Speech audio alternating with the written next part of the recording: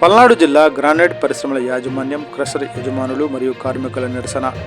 పల్నాడు జిల్లా పరిధిలో గత 2 సంవత్సరాలుగా మైనింగ్ సీనరేజీ వసూలు బాధ్యతలను ఏఎంఆర్ ప్రైవేట్ సంస్థ నిర్వహిస్తోంది. ప్రారంభ దశలోనే ఏఎంఆర్ సంస్థ చెక్ పోస్టులు ఏర్పాటు చేసి విధి విధానాలు పాటించకుండా అనధికార వసూళ్లు చేయడం ప్రారంభించింది.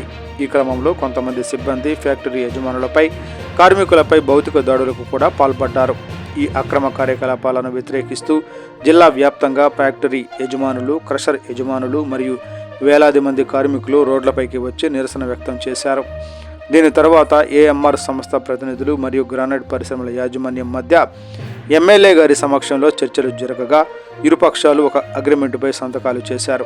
ఆ ఒప్పందం ప్రకారం ఏఎంఆర్ సంస్థ తన పదవీ కాలం ముగిసే వరకు, అలాగే ఫ్యాక్టరీలు కూడా అదే కాలంలో ఆ నిబంధనలకు కట్టుబడి ఉండాలి అనే నిర్ణయం తీసుకున్నారు.